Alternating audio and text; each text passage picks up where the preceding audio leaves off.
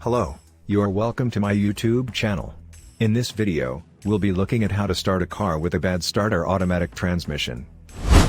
But before we continue, please don't forget to subscribe to my channel, like, and share this video.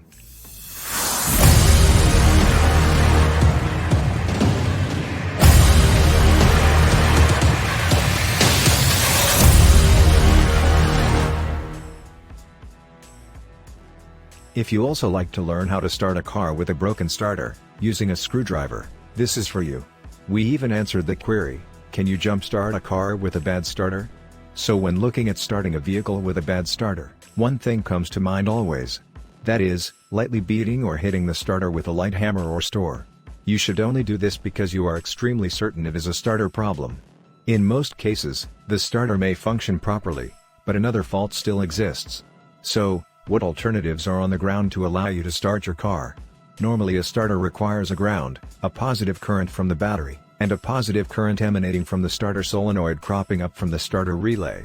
But before we get all deep into this topic, here are other subtopics that we will also discuss in this video: how to start a car with a bad starter, automatic transmission.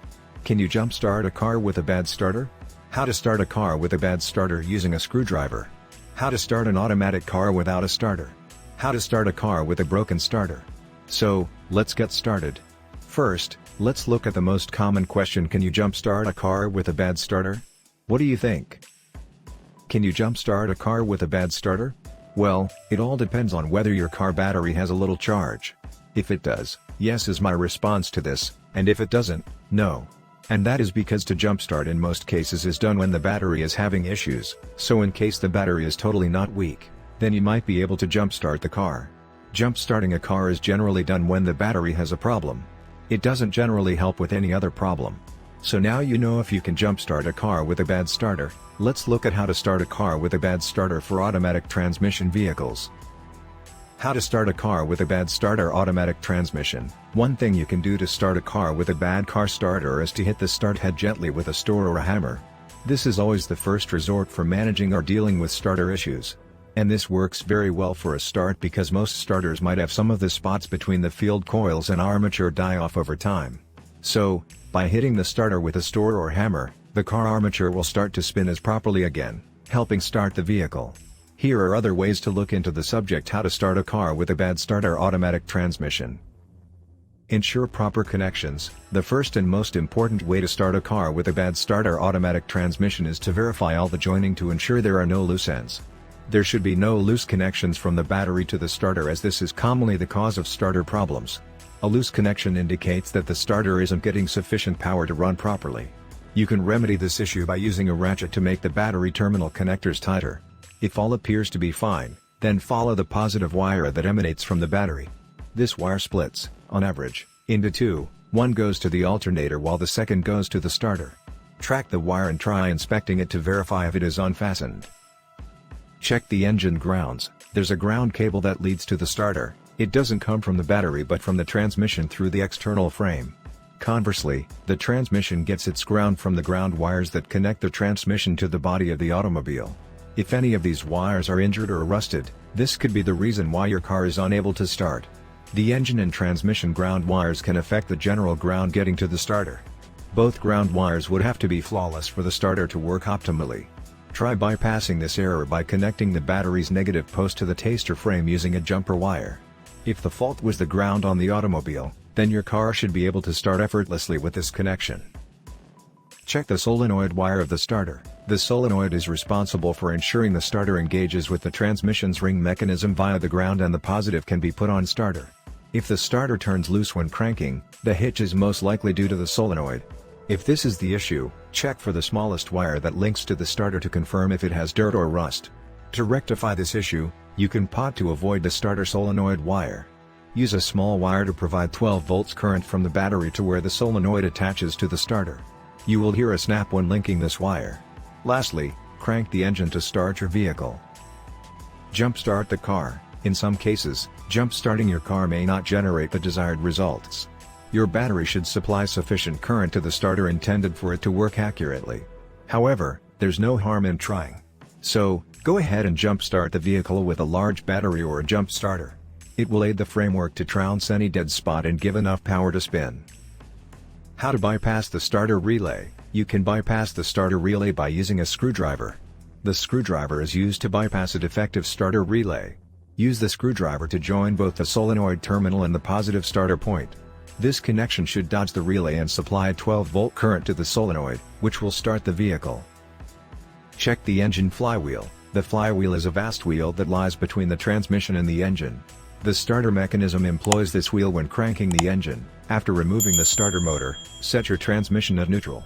Ask someone to help you spin the crankshaft using a breaker bar or a ratchet to turn the center bolt that is situated on the crankshaft pulley. This pulley lies in the front bottom fraction of the engine. The pulley alternates the drive to run the steering pump, alternator, and other relevant mechanisms. Based on your car model, you may have to remove the wheel to get to the pulley center bolt. As the flywheel rotates, check for missing or damaged teeth. You should replace the flywheel if you discover missing or damaged teeth, since it's impossible to crank the engine in such a condition. Check voltage of battery. Using a voltmeter, you can measure the voltage obtainable from your battery. This will determine if your battery has enough current to run the starter. To check the battery voltage, set the voltmeter on a voltage greater than the voltage and link the terminals on the voltmeter to the battery. Then turn on the headlight of the car and record the readings. A battery that reads 12.4 volt or below means it requires a hydrometer to examine if the battery is older than 3 years. The voltage may signify that one or more cells are dead. Check the starter motor. The position of the starter motor on your automobile will depend on the model. It may require you to remove the manifold or raise the car front or any other parts to get rid of the starter motor. To heave your car, use jacks and parking brakes to support it. Don't forget to chunk the wheels to evade rolling the vehicle. Tauten the starter mounting bolts, as loose bolts will avert the starter drive from fittingly engaging the flywheel. If this occurs, you will hear a crashing noise as you try to start the engine. This is due to a clash between the starter's pinion gear and the flywheel's ring gear. When you discover that the mounting bolts are tight, consider removing the motor to check the pinion gear, which is the small gear on the front side of the starter that helps to crank the engine by engaging the flywheel. Inspect the pinion gear to determine if the teeth are damaged or worn out. If the teeth are damaged or worn out, it is impossible to crank the engine. You can establish the condition of the starter by using a screwdriver to rotate the pinion gear. A functional gear should turn in a single direction. However, it may be faulty if it is immovable or spins in both ways. How to start a car with a bad starter using a screwdriver. Screwdrivers, particularly the flathead screwdriver, have multiple uses, which include starting a car with a bad starter. So, how to start a car with a bad starter using a screwdriver can be in two ways. This method may be unsuccessful in newer vehicles because the gears are set in diverse ways. Locate the coil wire. Open the hood and locate the red coil wire. It will be in different places, depending on the size or model of your vehicle. It is located on the right center of the engine in a 4-cylinder vehicle and on the left center of the engine in a 6-cylinder vehicle. Give power to the dashboard. Connect a wire from the positive terminal on the battery. It should signify a red wire running off the coil that you can attach it to. Alternatively, you can attach the wire directly to the coil on the positive side. This will give power to your dashboard. Locating the solenoid. For vehicles with a stick shift, put it in neutral and ensure the parking brake is on. Then, to reach the solenoid, place your screwdriver on the center top of the steering column, where you see the space that separates the steering column from the steering wheel. Apply pressure onto the screwdriver downward to force the catch pin away and give you access to the solenoid. Jump starting the car. Ensure your screwdriver has an insulated handle, and you grip it by the handle to avoid shock. You'll notice a small wire at the top of the solenoid, and you'll see the positive cable for the battery. Place your flathead screwdriver across this, and the engine should come alive. How to start an automatic car without a starter. Can you start an automatic car without a starter? Yes. It is possible, provided you can release the steering wheel and the ignition system is engaged. You can jump start using a screwdriver and the two terminals on the starter solenoid. Locate the connection of the large battery wire in the wire after the starter lodging on the solenoid. If it spins the starter without starting, it will require you to come off the small terminal to the large one.